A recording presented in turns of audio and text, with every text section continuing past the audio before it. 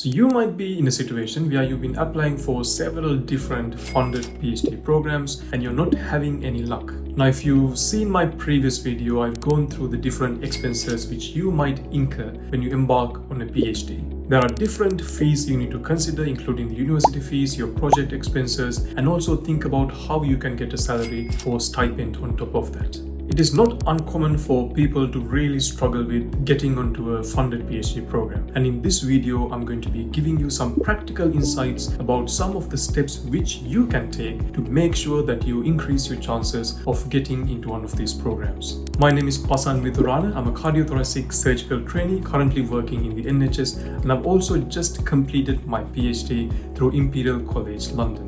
Now, if you have been in a situation where you have applied for many different programs and you still haven't heard any positive response from these programs, that's one thing you need to consider as well. Some of these PhD posts which you might have seen advertised online, even though they have been advertised to the general public, so different people can apply for these posts. For some of these programs, the advertising or the employing organization already has an applicant in mind, and they are just advertising these PhD posts because they just have to.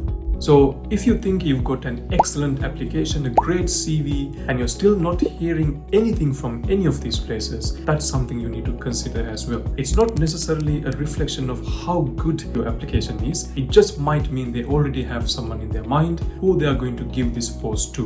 And now then you might think, is there any point in applying for these programs? And the answer is yes. Of course, you need to keep applying for these programs, otherwise you can't really go any further. But you need to change the approach in which you apply for these different posts. And one of the key things which you need to do from very early start is to establish a very good rapport with the different researchers, with their supervisors who are constantly advertising these posts. And the reason for this is that imagine if you are the employing organization and you get hundreds of different applications from potential PhD students and you are deciding to who to give this PhD offer to. Now, if you employ the wrong person onto your post and if they leave the program halfway through, that is a lot of resources that you would have wasted. So the employing organization or the supervisor has a responsibility to make sure that they take on board someone who they think will actually complete the program and who will succeed. And therefore, this is one of the main reasons when a PhD institution advertises its PhD post, they would rather go with someone who they have already experience with. Now, this could be a master student who they have supervised previously, or this could be one of their research fellows they have worked closely because they know what this person can and cannot do.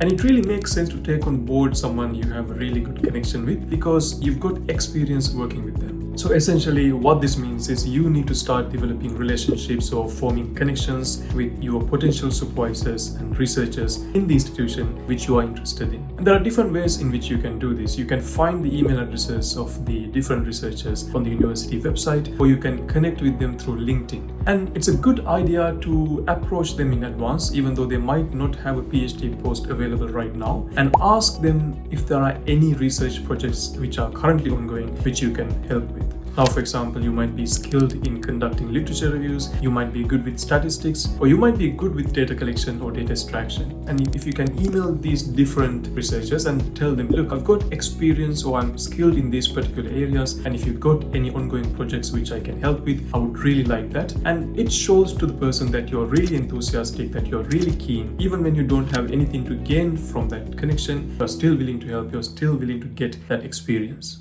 And when you've been working with a few different people for a few months, say they had a PhD post coming up in the institution, they'll be very likely to let you know beforehand, even before the post is advertised. And this is how you get early exposure and how you find out early about these different PhD posts which are upcoming. And another way in which you can fund your PhD is by finding a scholarship or by applying for a grant. Now, this can be a lengthy process. Some of these applications can be in excess of 20 pages and the application cycle can take many months. So for that reason, let's say that you want to do a PhD in a few years, maybe in 1 year or 2 years, it makes sense to start the process right now, because finding a funded PhD or finding the funding for a PhD can be a particularly lengthy process. It doesn't always have to be like that, but in most cases, that is the reality.